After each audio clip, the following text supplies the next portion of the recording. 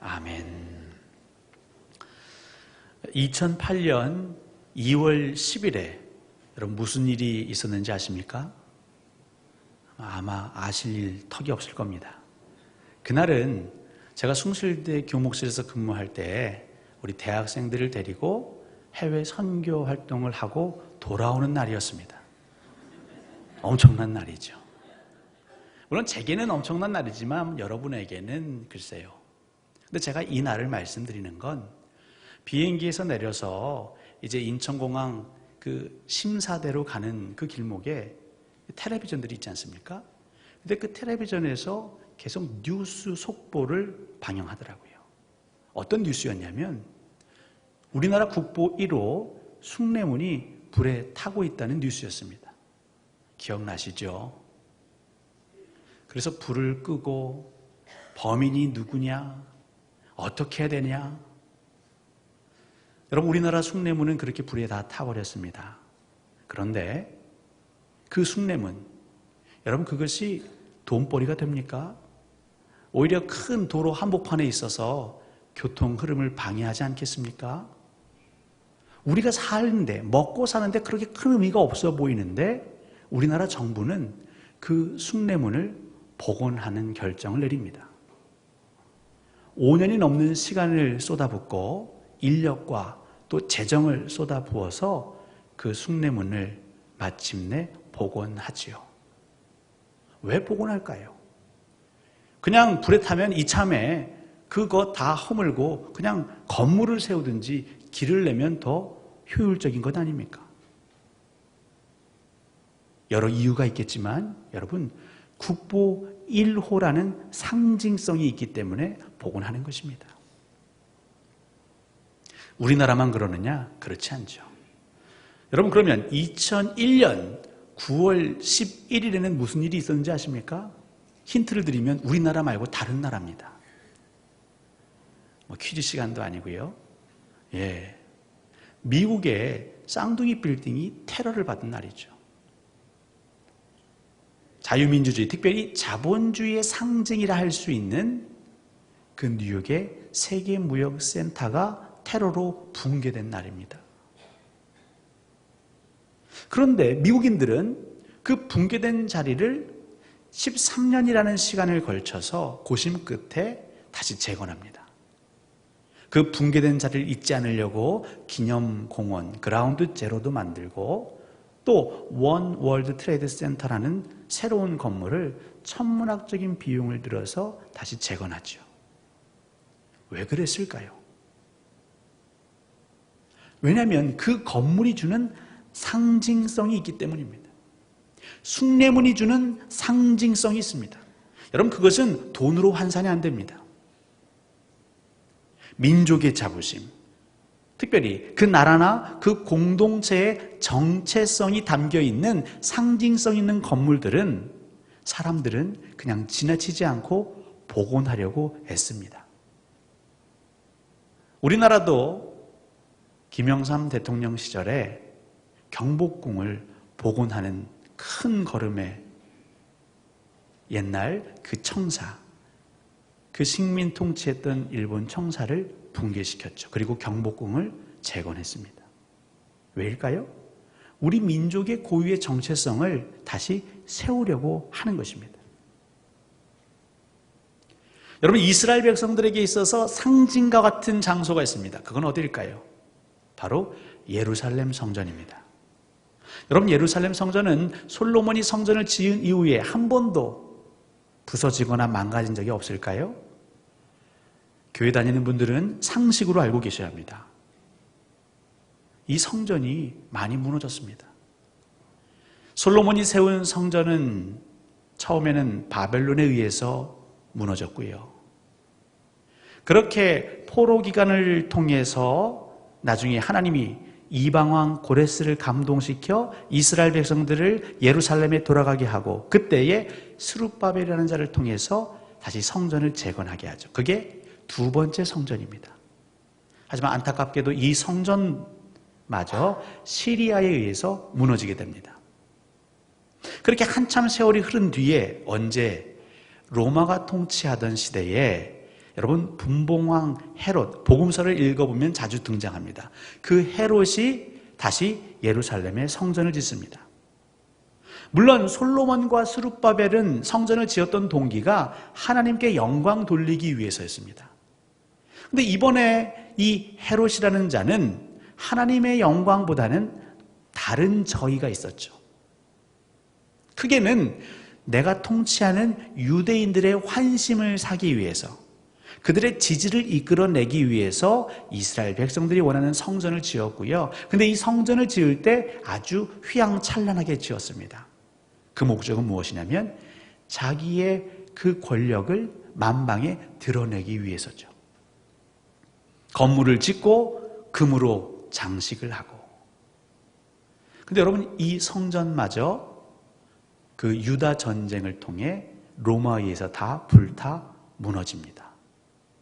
그럼 예루살렘엔 지금 성전이 있을까요? 없을까요? 엄밀한 의미에서는 없습니다. 남은 것이라곤 헤롯 성전의 일부, 그게 바로 통곡의 벽입니다. 성지순례를 가면 그래서 남자와 여자가 구별되게 들어가서 그 벽 앞에서 통곡하지요. 기도합니다. 이스라엘 백성들은 무엇을 놓고 기도할까요? 하나님, 야훼 하나님, 이스라엘의 하나님, 아브라함의 하나님, 야곱의 하나님, 다시 성전을 재건시켜 주십시오라고 기도하겠죠. 헤롯의 성전은 선한 뜻에서 지어지지 않았습니다. 그래서 예수님께서는 마태복음 24장에 이런 예언을 하십니다. 이 성전이 무너질 것인데 돌 하나도 그 돌 위에 남지 않을 것이다. 그러니까 불타고 무너지면 그 무너진 더미가 있어야 되는데 그것 흔적도 없이 사라질 거다, 이 말이죠. 근데 그 예언이 성취됐습니다. 언제요? 그 세 번째 유다 전쟁, 서기 66년경 그 전쟁을 통해 로마의 그 성전이 무너지면서 그 예언이 성취됐는데요. 여러분, 그 성전에 불을 질렀습니다. 그러니까 큰 불이 일어났겠죠. 이 금이라는 금속이요, 뜨거운 불 앞에 녹아버립니다.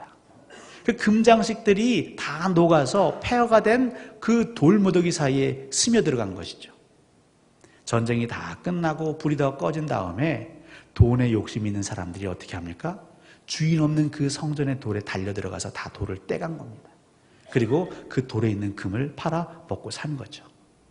그래서 예수님 말씀대로 사람의 야망을 위해 지었던 성전은 그 흔적도 없이 사라져버리고 그 통곡의 벽만 남은 것입니다. 그리고 지금 그 성전터에는 이슬람 사원이 자리하고 있죠. 왜 하나님께서는 아직도 그 예루살렘의 성전을 짓지 못하게 하셨을까요? 전 여기에도 하나님의 섭리가 있다고 봅니다. 유대인들뿐만 아니라 예수 그리스도를 믿는, 성경을 믿는 저와 여러분들이 계속 기도해야 되는 건 뭐냐면, 하나님, 우리가 성전을 다시 지을 수 있게 해주십시오.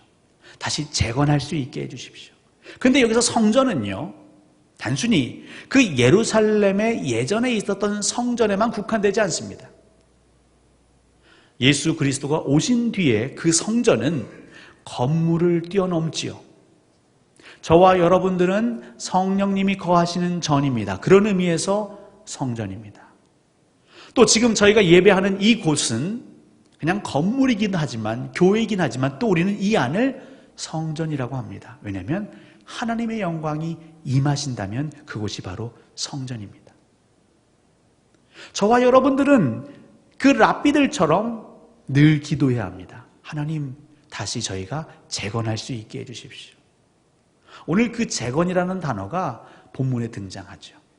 이 아사 왕이라는 자가 그 여호와 낭실 앞에 여호와의 제단을 재건하고 이렇게 나와 있습니다. 이 재건을 그냥 순 우리말로 바꾸면 다시 짓다. 하나님께서는 저와 여러분에게 뭔지는 모르겠는데 지금 다시 지으라고 하십니다. 그럼 우리는 무엇을 다시 지어야 할까요? 아사 왕의 얘기를 통해서 한번 그것을 살펴보고자 합니다. 여러분, 왜 숭례문을 다시 짓고 그 무역센터를 다시 짓고 성전을 다시 지어야 할까요? 누군가 악한 의도에 의해서 그것이 무너진 채로 가만히 두면요, 정체성의 타격만 입을 뿐만 아니라 그곳은 점점 폐허가 되게 됩니다. 그것을 그 외국의 사회학자는 Broken Window Theory라는 이름으로 발표했죠. 깨진 유리창 이론 혹은 효과. 여러분들이 사시는 골목에 누군가 그 전봇대에다가 몰래 음식물 쓰레기를 갖다 두었습니다. 그런데 어느 누구도 치우지 않습니다. 그러면 시간이 지나면 어떤 일이 벌어질까요? 한 명 한 명 밤에 몰래 음식물 쓰레기를 갖다 놓습니다. 나중에는요, 밤에 버리는 게 아니라 낮에도 대놓고 쓰레기를 갖다 쌓아 놓습니다. 궁금하신 분들은 저희 집 근처에 오면 그런 현장을 목격하실 수 있습니다. 이 청소하시는 분이 그 주기적으로 안 오면요, 쓰레기가 정말 산더미처럼 쌓이는 걸 제가 보여드릴 수 있습니다. 그게 바로 브로큰 윈도우 티어리를 증명하는 것이죠. 여러분의 삶 속에서도 그렇죠. 만약에 집안이 어질러지죠. 아무리 청소해도 어질러집니다. 그런데 몸이 힘들다고 하루 이틀 청소 안 하면 어떻게 되죠? 빨래가 쌓이고 먼지가 쌓입니다. 그러면 아이들이요, 그냥 집이 지저분하니까 더 어질러도 마음의 양심에 가책이 없습니다.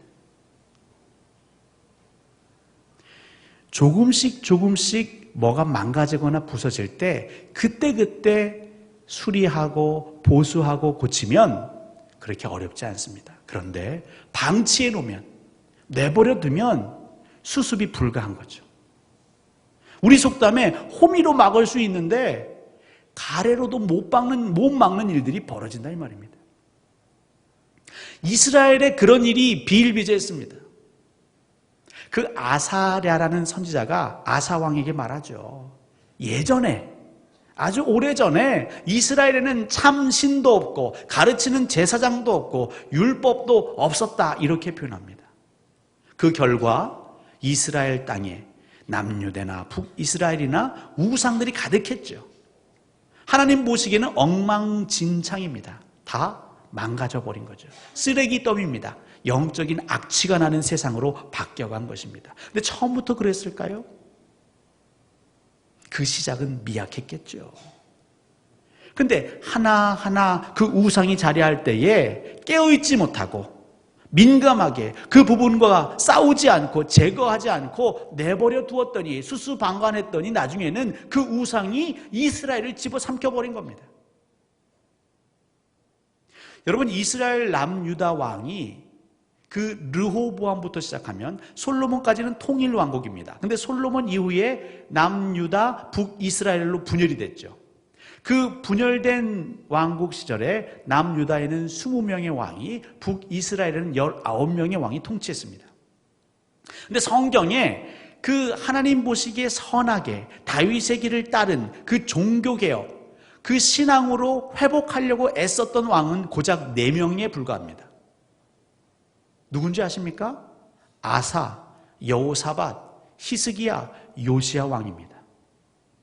그 첫 번째가 아사 왕이었죠. 그러니까 그전에는요, 물론 그 왕국의 초기였지만 이미 그 유다와 베냐민 지역의 우상이 편만해 있었습니다. 아시다시피 솔로몬 때부터 우상 숭배에 그 나라가 오염되기 시작했다, 이 말이죠. 여러분, 다시 지어야 합니다. 이것이 재건이라고 했는데 그 성경의 원문을 찾아보면 그것은 하다시라는 히브리어입니다. 이 하다시는 보수하다, 아니면 새로 짓다, 만들다라는 뜻이 있습니다. 이스라엘 백성들이 그 나라의 그 신앙이 무너질 때 조금씩 보수했었더라면 얼마나 좋았을까요? 근데 그 때를 놓쳐버리니까 어디서부터 손을 써야 될지 모르겠습니다. 실제로 그 20명의 왕 중에 16명은 아예 포기해버렸습니다. 손을 어디서부터 써야 될지 모르니까요. 그 저항이 너무 심하니까요. 괜히 종교개혁 하려고 했다가 자기 자신의 지위가 위태로울 수 있으니까요. 그냥 대충 타협하고 못 본 척 지나가는 것이죠. 그 결과는 저와 여러분이 아시다시피 북이스라엘도 멸망이요, 남유다도 멸망이었습니다. 이스라엘의 그 상징이었던 성전은 불타 없어져 버렸습니다. 이게 그들에게만 적용되는 문제가 아닙니다. 저와 여러분들에게도 고스란히 적용되는 말씀입니다. 여러분들의 그 신앙생활은 어떠십니까? 여러분들의 믿음은 지금 어떠십니까? 부서지는 곳이 없나요? 무너져가는 곳이 없나요? 하나님 외에 다른 것이 내 마음에 차곡차곡 쌓이고 있지는 않습니까?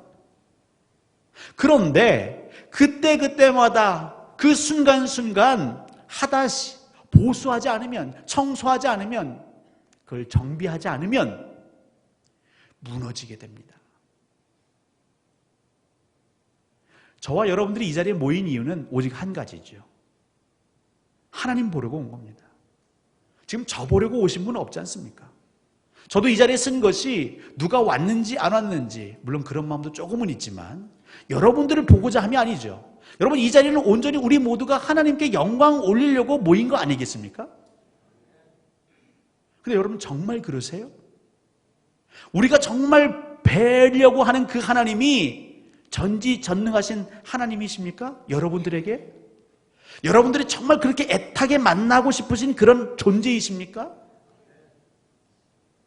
그런데 죄송하지만 여러분들의 눈빛에서, 여러분들의 태도에서 느껴지지 않습니다. 애절함과 절실함이 느껴지지 않습니다. 늦으면 늦는갑다. 기도 끝나고 들어가면 되지. 여러분, 정말 이 자리에서 여러분에게 복 주시는 분이 계시다 그러면 이 앞에 자리를 이렇게 비워두시면 되겠습니까? 오직 하나죠. 제가 얼굴 보기 싫으니까 저 뒤에 앉으신 거 아니겠어요? 정말 이것이 소중한 자리고, 나를 살리시고 나를 먹이시고 입히실 분, 내 생사여탈권 뿐만 아니라 우리의 영원, 영생을 책임지실 분이 이곳에 임하신다면 여러분들 그 앞자리로 나가지 않을까요?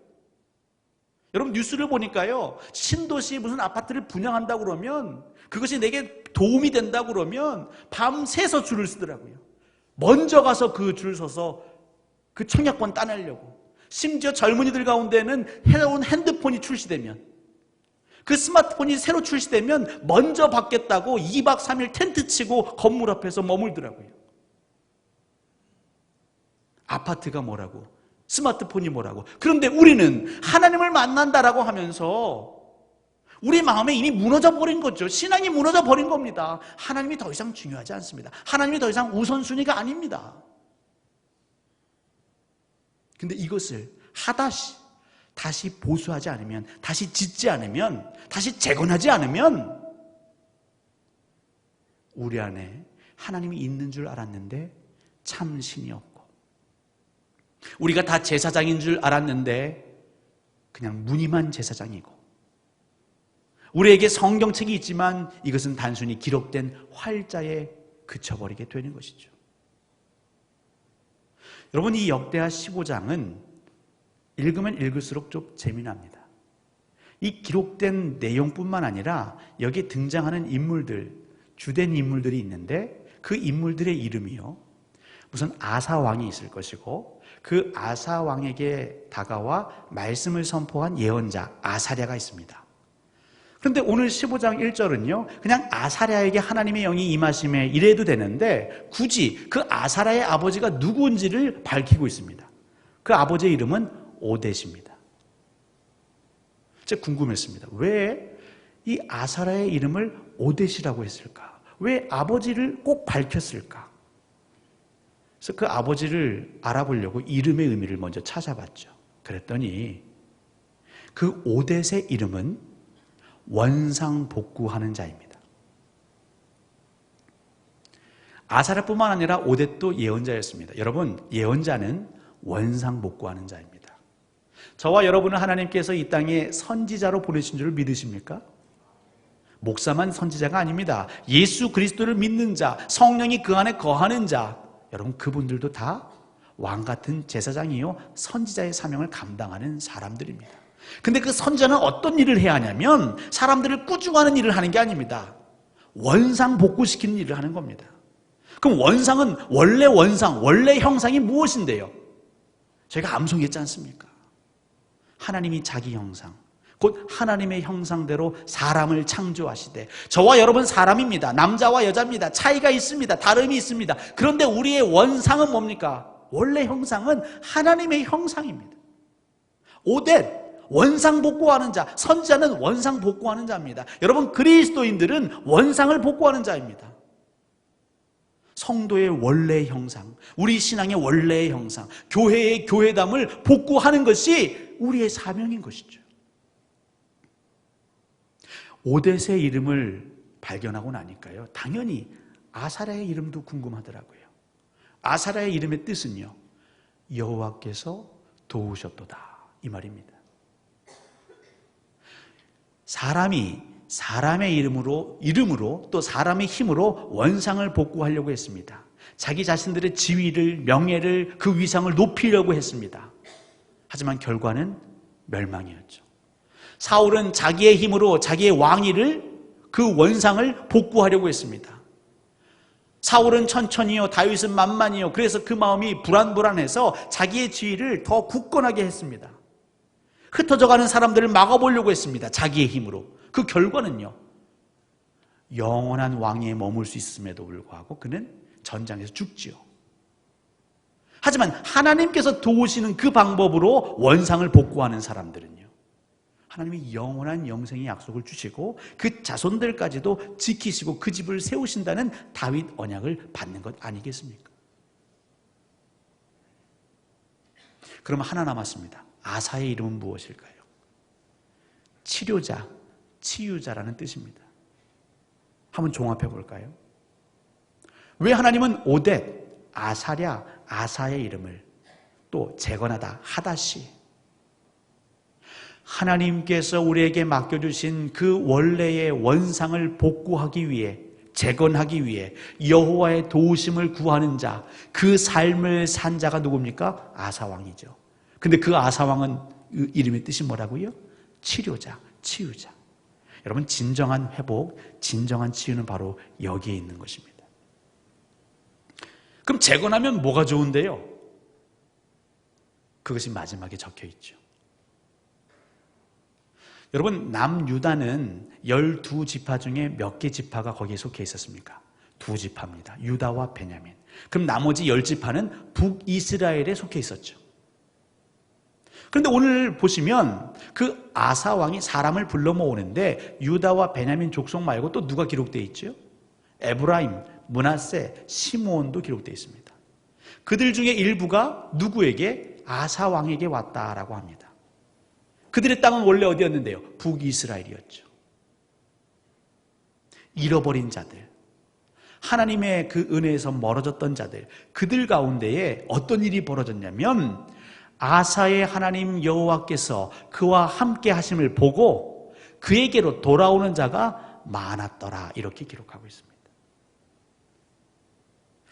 현대인들이 제일 힘들어하는 게 뭐냐면 내가 가지고 있는 것을 잃어버릴까 봐 근심하고 염려합니다. 그게 명예가 됐든지 건강이 됐든지 재물이 됐든지 관계가 됐든지, 또 잃어버렸던 것을 다시 되찾으려고 아둥바둥합니다.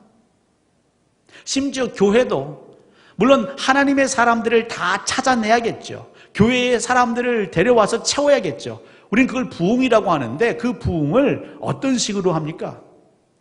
세상 방식으로 마케팅하고 이벤트하고 선물로 현혹시키고. 여러분, 그래서 요즘은요, 이 부흥에 대한 관심이 하나님보다 이 담임 목사들이 더 부흥을 갈급해하는 것 같습니다.